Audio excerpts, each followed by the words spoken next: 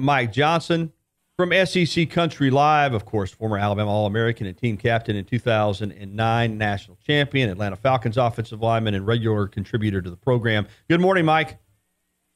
Hey, how's it going, Gary? Can you hear me, buddy? Yeah, we got you, pal. We got you loud and clear, which is good news. Hey, listen, it's here Monday in your city this year. You live in Atlanta. The SEC Media Days are coming to you beginning on Monday, Alabama on Wednesday. What are you most pumped up about? Give me some, we got a lot of different things to cover, but give me some SEC Media Day storylines that you're looking forward to playing out.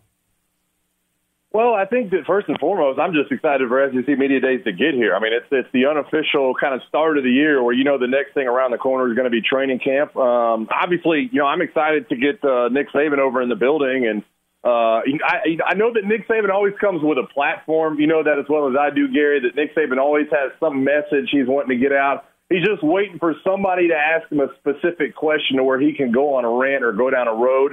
And so I'm interested to see kind of what that platform is, what his answers will be to the Jalen and Tua kind of questions that'll come his way.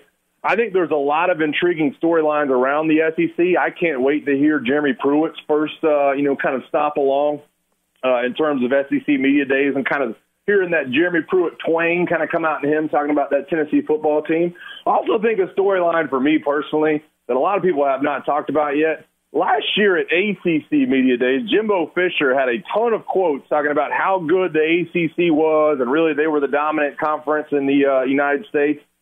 I wonder if that doesn't come back up to Jimbo Fisher at this year's SEC Media Days, and somebody probably calls him out and puts him front and center. I think a lot of these new coaches bring a lot of good storylines with them. Yeah, that's going to be a big part of it. It's just hearing from new coaches, a lot of new blood in the SEC, and even a guy like Dan Mullen is at a different school. He goes from Mississippi State to Florida. And that Fisher's going to get hit with that. Reporters have memories like elephants. I mean, they don't forget anything, man. So he's going to have to do the about face, which I'm sure Jimbo Fisher will do. I'm sure by the time he's done with the ACC in his rearview mirror, he'll have the SEC, right up there with the NFL. He will. He'll handle that. Hey, speaking of Alabama and speaking of Nick Saban and the quarterbacks, huge storyline.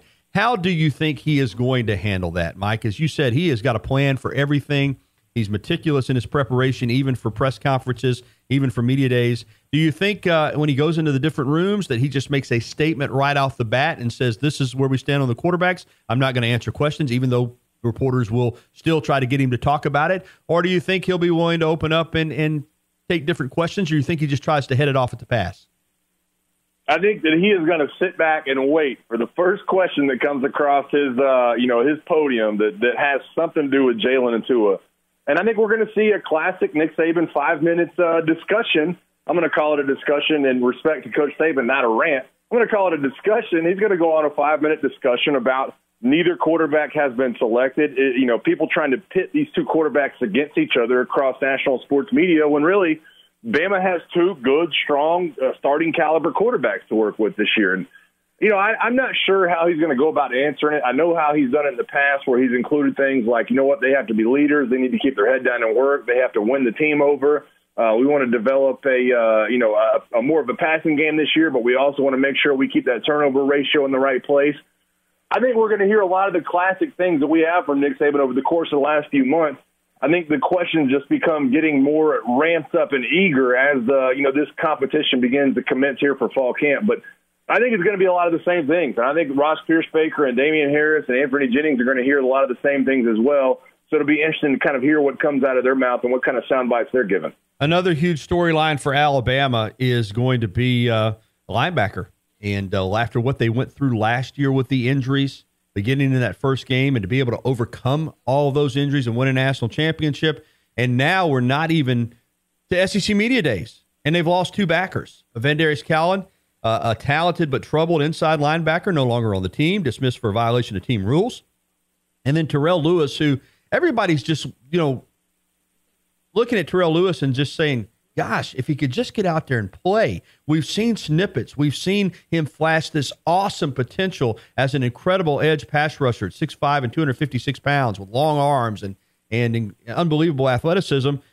ACL tear last week, probably out for the season. I don't want to rule anything out with this guy because he came back last year from a severe elbow injury, but more than likely out. So all of a sudden, an area where you lost a lot of great players, where you've got some depth concerns, and now you're down 2 guys before you even get to fall camp. Just a terrible a week for Alabama in regards to linebackers. I'll add one. I'll add one to that, Gary. Jordan Davis, 2018 signing, weak side defensive end, same kind of body type. He's going to head off to a junior college, and it has been a little bit of a murderer's row here this last, 10 days, talking about some of these guys that will not be on the field for Alabama this year. And I don't necessarily think this puts Alabama in a terrible spot. I'm with you. I'm not ruling out Terrell Lewis returning, especially with the new redshirt rules this year. It's not out of the question that Terrell Lewis could come back for a little bit of a playoff run, possibly, and still redshirt the 2018 season. But you've got to, lean on what you still have. I think you can try to lean on Diaby Anoma, the 5-star signee from this last year's class. Maybe you get him in the rotation. You still have Christian Miller. You still have Anthony Jennings, 2 of the, leading producers in terms of that defense. I'm not quite in panic mode, but we have seen very quickly how things can turn on this Alabama defense, and I'm just hoping that before we get out of July, that hasn't already started to happen again. I just think that we got to try to keep everybody healthy.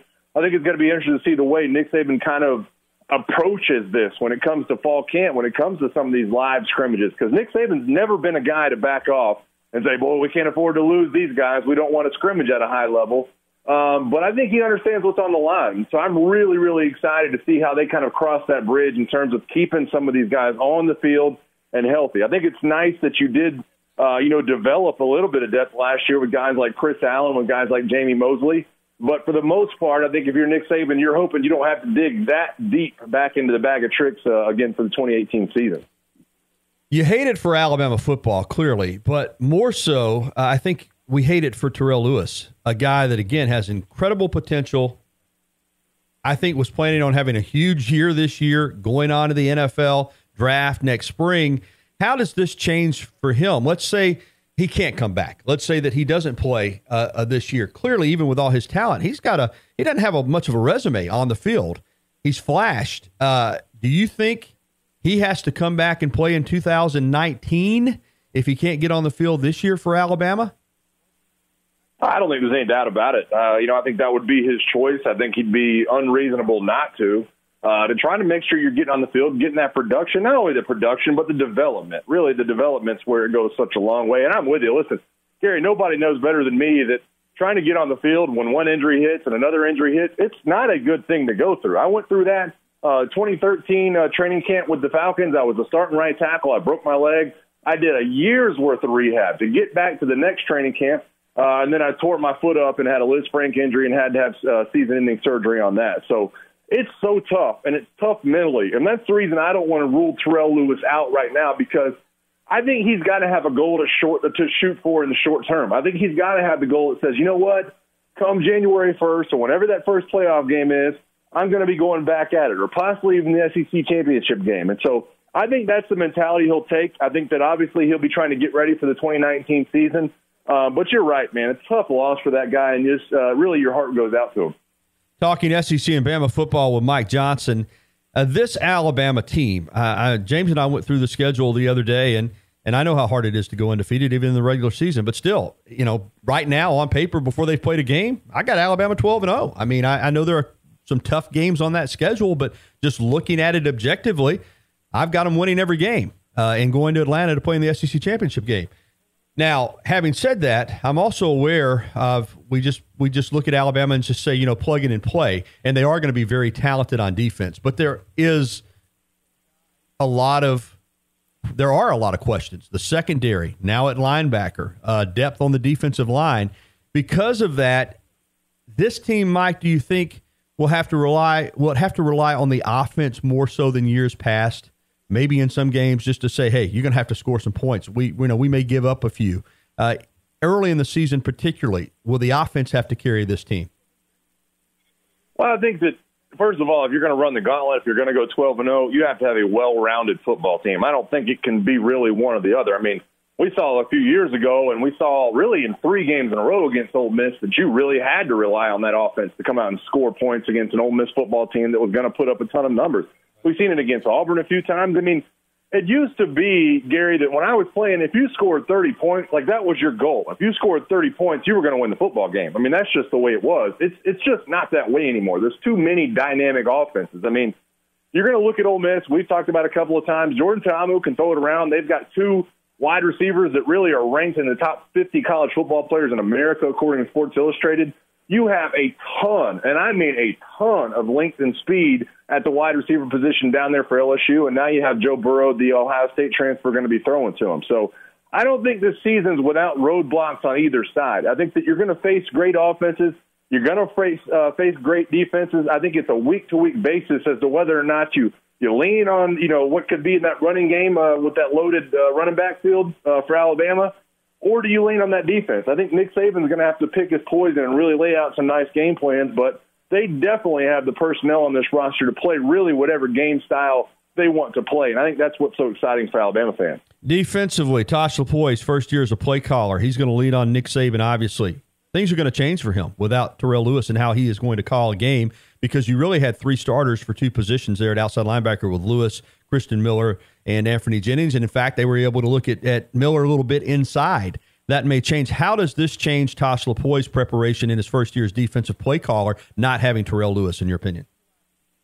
Yeah, it's an interesting dynamic, too. And I could, I could put you to sleep and dive into the X's and O's of what I think they'll try to do. I mean, it's tough because in years past when Bama has been without that star pass rusher, like they could possibly be without this year, although I think Christian Miller and Anthony Jennings are both very, very good. You've seen the Javier Arena-style blitzes from the star position, right? You've seen them kind of blitz into some of these bootlegs or bring pressure in a lot of different ways, be it Rashaan Evans up the middle, rushing from that linebacker spot. You've also seen a different way of rushing the passer from these end spots, Gary, whereas when I was playing and you had Eric Anders and you had Courtney Upshaw and some of these edge rushers, it was more of a, hey, I'm going to put my two hands in this offensive tackle's chest. I'm going to make sure this quarterback cannot escape the pocket. I wonder if Tosh Lupoi will go a little bit different route and say, listen, we've got to disrupt this quarterback by all means necessary, because if we don't, we've got six different starters in the back end in this secondary that really you're not sure how much you can lean on at this point. So I think it's going to create a little bit of an issue early on the season for Tosh Lupoi and Nick Saban. I think they do whatever's necessary, at least throughout the first 3 or 4 weeks of the year, to make sure they can kind of dial up some of those pressures. But in the end, this is going to be the Alabama defense. They're going to have a strong front seven. They're going to have athletic guys in the back end. They're going to try to create turnovers. And I look, by the time we get to week 12, week 13, this will be the classic Alabama defense, in my opinion. Mike, when you're in the West Division and you've got a juggernaut like Alabama, yet you got to play an SEC schedule, you got to play the entire body of work at the same time. And we saw Auburn last year, best Alabama, and get to Atlanta. If you're Jimbo Fisher, if you're Gus Malzahn, if you're Joe Moorhead, if you're Ed Orgeron, whoever you are, when you look at the West Division, is there special emphasis with your coaching staff, maybe even your players to some degree, in regards to Alabama approaching the season as if we've got to get through Alabama to get to Atlanta? Or do you take a look and just say, hey, it's one game at a time, we got to play the whole conference schedule? When you're in a conference, in a division with an Alabama, is there special emphasis put on that game by your coaching staff and your players? That's a tough one for me to talk on because, that was kind of, for us, I guess, when I first got to school, it was kind of that LSU team down there, in the 05, 06, 07 seasons. It was LSU that really you kind of had circled on the calendar saying, hey, this is the benchmark. Hey, if we can really put a good game plan together, hey, if we can hang on the field with these guys. But, once we turned the corner at Alabama, we focused on only us. We focused on what we were able to do. We focused on the players that were in our locker room and executing our plays to the best of our ability. So it's tough. I hope that, for the players' sake and some of those other locker rooms around the SEC, that you're not putting too much onus on the one game.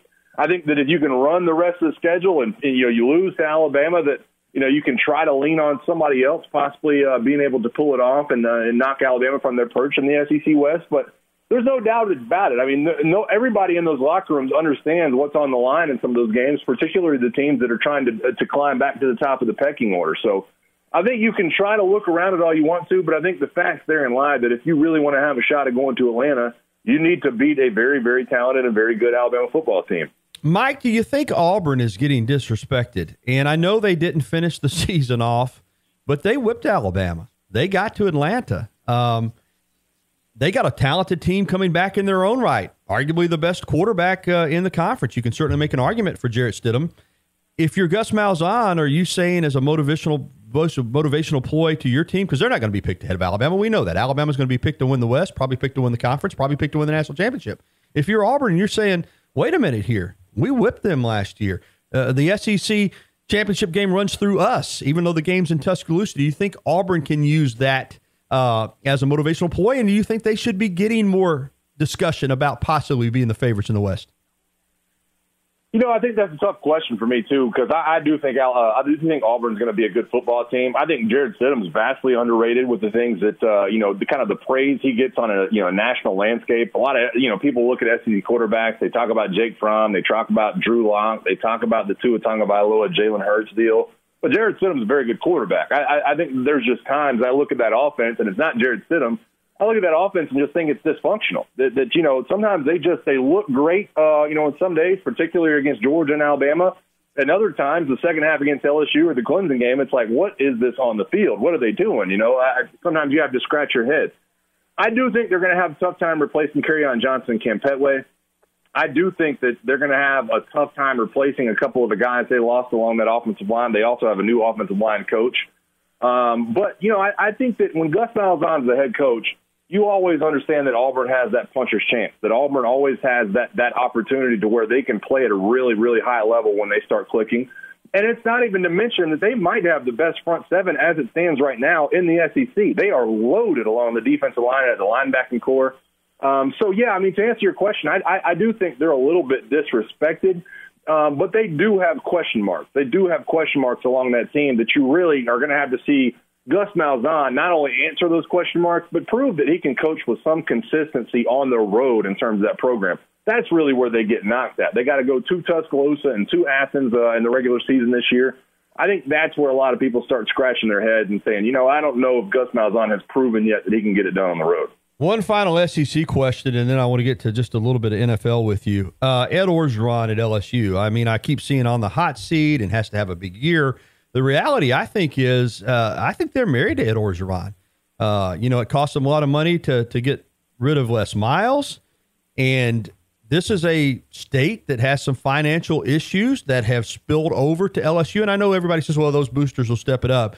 I think Ed Orgeron, for better or for worse, is going to be the coach there at least 3 more years, Mike, so they better hope for the best. Do you agree with me, or do you think if the bottom just fell out this year and they did not have a good year, that they would try to get rid of him?